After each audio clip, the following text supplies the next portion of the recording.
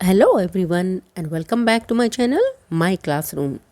तो यहाँ हम पढ़ रहे हैं एनसीईआरटी की क्लास 8 की supplementary reader it so happened. तो ये है हमारा पार्ट 2 और हमारा लेसन है चिल्ड्रन एट वर्क। जैसे कि हमने पार्ट 1 में पढ़ा है कि वेलू अपने घर से भाग गया और अब वो स्टेशन पर बैठा था और वहाँ उसे एक लड़की मिलती है। वेलू को बड़े ज़ोर से भूख लगी थी। लड़की समझ जाती है कि तुम्हें बहुत भूख लगी है। वो उसे एक कहीं लेकर जाती है जहाँ एक फंक्शन चल रहा होता है, यानी जैसे कन्वेंशन हॉल होते हैं। और वहाँ उसके पीछे खड़े होकर रबिश में से यानी कूड़े कचरे में से वो लड़की उसको एक सड़ा गला सा बनाना उठाकर देती है और बोलती है यही तुम्हें खाना है। अब देखते हैं आगे क्या होता है। It's too early, they have only eaten tiffin. अब लड़की उसको बताती है कि ये बहुत ही जल्दी है क्योंकि उन्होंने अभी टिफ़िन यानी शायद थोड़ा सा स्नैक्स जैसा ही खाया है। If you are still hungry you will have to wait for them. अगर तुम्हें और भी भूख लगी है तो तुम्हें थोड़ा वेट करना है तब तक टू फिनिश लंच, जब तक कि वो लंच नहीं ख़त्म करते। होगा क्या, जब वो लंच ख़त्म करेंगे फिर से कुछ बचा हुआ खाना बाहर आएगा तो जिसमें से वो बचा हुआ खाना खा सकते हैं। You can wait if you want. लड़की ने कहा तुम वेट कर सकते हो अगर तुम्हें करना है तो। आई हैव टू वर्क, मुझे तो काम है। आई एम गोइंग, मैं जा रही हूँ। तो लड़की ने उसको वेल्यू को बता दिया कि भाई तुम्हें अगर खाना है तो तुम यहाँ वेट करो, बट मैं जा रही हूँ क्योंकि मुझे कुछ काम है। She picked up a couple of bottles from the heap and threw it into her sack, then she walked off. उसने वहाँ से कुछ पड़ी हुई बॉटल्स उठाई फ्रॉम द हीप। हीप यानी जैसे कचरे का जो ढेर हो जाता है ना, उसको बोलते हैं हीप। और threw it into her bag sack, और उसके बाद जो बैग उसने जो झोला जो सैक अपने कंधे पर लटका हुआ था उसमें फेंकी यानी उसमें डाली और वहाँ से चली गई, चलने लगी। वेलू पैनिक्ड। अब वेलू को पैनिक्ड होता है मतलब वरीड, मतलब एकदम से घबरा जाना। कुछ जब कुछ समझ नहीं आता है ना तो हम पैनिक हो जाते हैं कभी कभी। He realize that if the girl left him, उसको समझ आया कि अगर ये लड़की मतलब उसको छोड़कर चली गई, he had no idea where he was and what to do. अब क्योंकि ये शहर तो वेलू के लिए नया था, वो तो एक गांव से भाग कर आया था। उसको समझ नहीं आया कि वो अगर ये लड़की वहाँ से चली गई उसको छोड़कर, तो उसको कुछ भी आइडिया नहीं था कि वो कहाँ है इस टाइम, मतलब शहर के किस कोने में है और वो उसके बाद क्या करेगा। It was better to stick to her, तो उससे अच्छा यही है कि मैं इस लड़की के साथ ही रहूं। She seemed to know her way around. He ran after her again. और ऐसा लगता था कि उस लड़की को यहाँ के मतलब सब जगह के बारे में मालूम है। वह जल्दी से दौड़ा उसके पीछे। ए ही कॉल्ड, तो उसने इसके पीछे से आवाज़ लगाई ए, पर शायद उसको उसका नाम नहीं मालूम था। He didn't even know the girls name, तो देखिए उसको लड़की का नाम भी नहीं मालूम था। Eh what is your name, he asked hurrying behind her. और उसने जल्दी से उसको पूछा कि तुम्हारा नाम क्या है। She stopped and turn around. वो लड़की रुकी और उसने एकदम से पीछे मुड़कर देखा। Oh so you have been following me around without even knowing my name Jaya.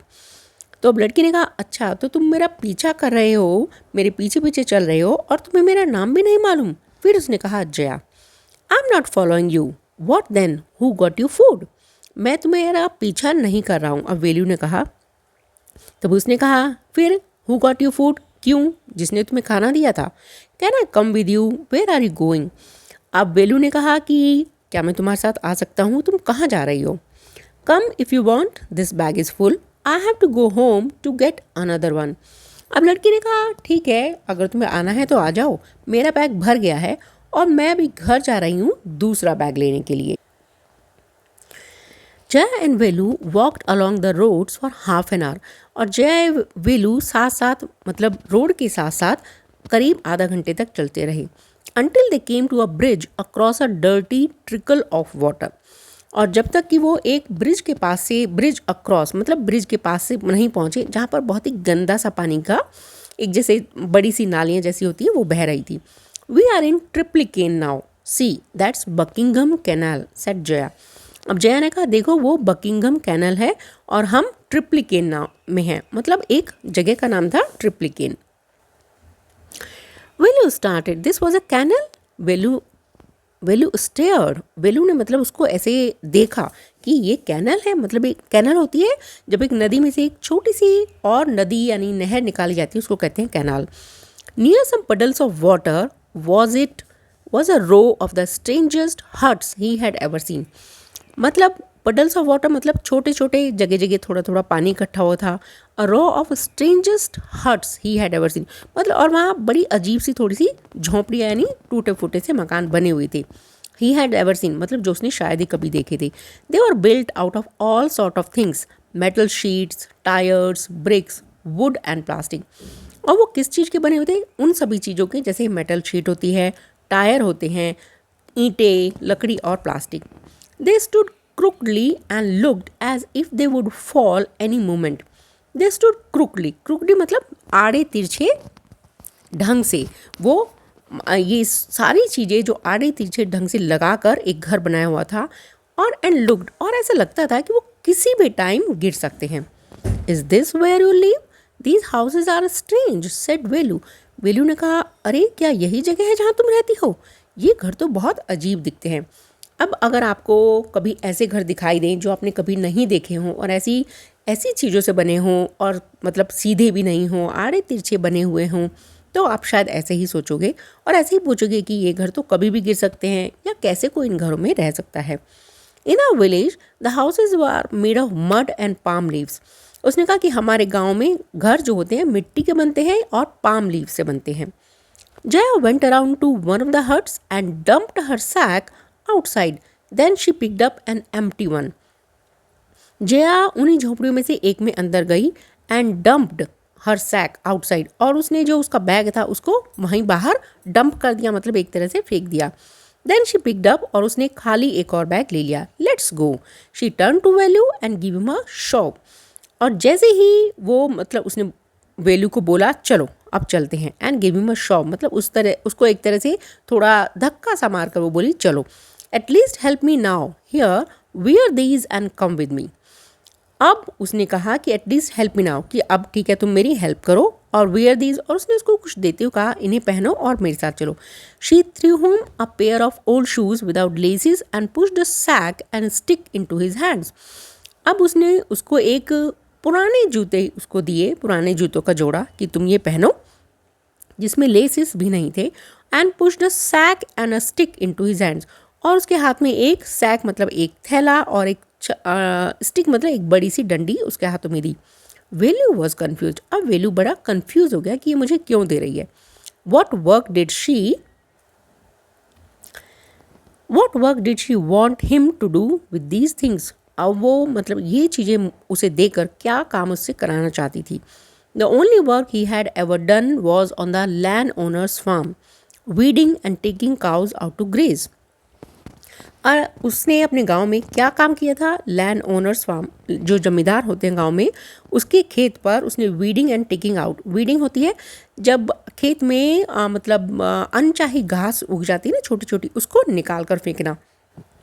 अगर उसको मतलब जो छोटे छोटे बहुत ही छोटे छोटे श्रब, छोटे छोटे से प्लांट्स जो उग जाते हैं, तो अगर उनको नहीं निकालेंगे तो क्या होता है कि जो फसल होती है वो अच्छे से नहीं उगती है. तो इसलिए उसको कोई भी फसल उगाने के लिए उस वीड को निकालना होता है, उसी कहते हैं वीडिंग. तो उसने कहा कि ये उसने सोच रहा था कि मैंने तो जमींदार के खेत में अभी तक सिर्फ वीडिंग मतलब वो घास निकाली है और गायों को चराने के लिए लेकर गया हूँ. Are there any farms in the city? He asked Jaya. उसने जया से पूछा कि क्या यहाँ मतलब शहर में भी कुछ खेत हैं, फार्म है. She laughed and thumbed her stick on the ground. अब वो लड़की हंसी और उसने जोर से स्टिक को अपने जमीन पर मार दिया. फार्म्स यानी खेत. There are no farmers here, we are rag pickers. यहाँ कोई भी किसान नहीं है. No farmers, we are rag pickers. हम रैक पिकर्स होता है कचरा उठाने वाला, हम रैक पिकर्स हैं. रैक पिकर्स, तो उसने कहा. अब वेलू ने बड़े आश्चर्य से कहा रैक पिकर्स यानी कचरा उठाने वाले. See my sack full of things I collected. देखो मेरा ये जो बैग है ये चीज़ों से भरा हुआ है जो मैंने उठाई हैं. Collected from where? Asked Velu. अब वेलू ने कहा तुमने उठाई हैं बट कहाँ से? From rubbish bins, where else? अरे कचरे के ढेर से, और कहाँ से? You collect rubbish? Velu had never heard of such a thing. Velu ने कभी भी ऐसा कोई शब्द मतलब नहीं सुना था कि कचरा भी होता है या कचरे के ढेर से भी कुछ उठाया जा सकता है। A blockhead, it's not any rubbish, only paper, plastic, glass, such things. We sell it to Jam Bazaar Jaggu. अब उसने कहा अरे ब्लॉकहेड मतलब अरे, एक तरह से उसने बोला मूर्ख कि ये कुछ कचरा नहीं है, ये क्या है हमने उठाया, पेपर है, प्लास्टिक ग्लास हैं और ऐसी ही कुछ चीज़ें हैं और हम इसको जाम बाजार में जग्गू को बेच देते हैं। वेलू वॉज पजल्ड, पजल मतलब बहुत ही उसको सरप्राइज था, वो उसको कुछ समझ नहीं आ रहा था कि क्या कह रही है। He had heard of people throwing away rubbish, उसने सुन रखा था कि लोग मतलब कचरा फेंकते हैं। But why would anyone want to buy rubbish, but कौन कचरे को खरीदना कौन चाहेगा, वो उसका क्या करेगा। Who is Jam Bazaar Jaggu, why is he buying all this.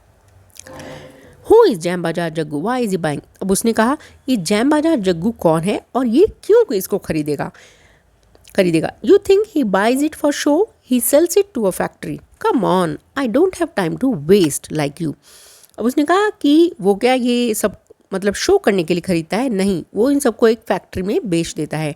Come on, अब आओ, और मेरे पास वेस्ट करने के लिए टाइम नहीं है जैसे तुम्हारे पास है। Velu did not move, Velu जरा भी हिला नहीं। He hadn't run away and come to this new place to dig through garbage bins. वो अपने घर से वो सोच रहा था कि मैं घर से इसलिए तो भाग कर नहीं आया था कि मैं ये गार्बेज बिन यानी कचरे को प्लेस को इनको मतलब डिग मतलब एक तरह से खोदूँ, उसमें हाथ डालूँ और नहीं कुछ चीज़ों को निकालूँ। Jaya poked at him with her stick. अब पोक करना जैसे हम किसी को कुछ जैसे कभी कभी उंगली से मार देते हैं या कुछ पेंसिल जैसे लगा देते हैं, तो ऐसे ही उसने कहा, वो स्टिक से उसने उसको पोक किया। लुक हियर, शी शाउटेड, और वो चिल्लाई, उसने कहा यहाँ देखो, if someone gets there before us we don't get anything. अगर हमसे पहले वहाँ कोई और चला गया नहीं दूसरा रैक पिकर, तो हमें कुछ भी नहीं मिलेगा। डोंट जस्ट स्टैंड हियर, यहाँ खड़े मत रहो, posing big hero, like big hero की तरह पोज मत दो खड़े होकर। I am trying to help you, मैं तुम्हारी हेल्प करना चाहती हूँ। Who filled your stomach today, मतलब जिसने तुम्हारी भूख मिटाई, जिसने तुम्हें कुछ आज खाने को दिया, तुम्हारी भूख मिटाने में तुम्हारी हेल्प की। Value scratched his head and side, value ने अब अपना सर खुजाया और साइड मतलब ऐसे, अब मैं क्या करूँ। I do it for now, he thought, अब उसने सोचा चलो अभी तो कर ही लेता हूँ, until I find a better job, जब तक मुझे कोई अच्छी जॉब नहीं मिलती। तो ये था उसका प्लान कि जब तक मुझे कोई अच्छी जॉब नहीं मिलती है तब तक तो मुझे काम करना ही पड़ेगा। तो ये था हमारा लेसन चिल्ड्रन एट वर्क। तो जो बच्चे घर से भाग जाते हैं किसी भी बात से परेशान होकर, तो शायद उनको कुछ ऐसी ही चीज़ों का सामना करना पड़ता है, तो कभी भी ऐसा नहीं सोचना चाहिए। तो मिलते हैं अगले वीडियो में, और अगर आपको बच्चों समझ आता है मेरा पढ़ाया हुआ, तो प्लीज़ चैनल को लाइक शेयर एंड सब्सक्राइब कीजिए, और नहीं समझ आता है तो कोई बात नहीं, मुझे कमेंट बॉक्स में लिखिए, मैं दोबारा समझा दूँगी। तब तक मिलते हैं अगले वीडियो में। Take care and bye bye.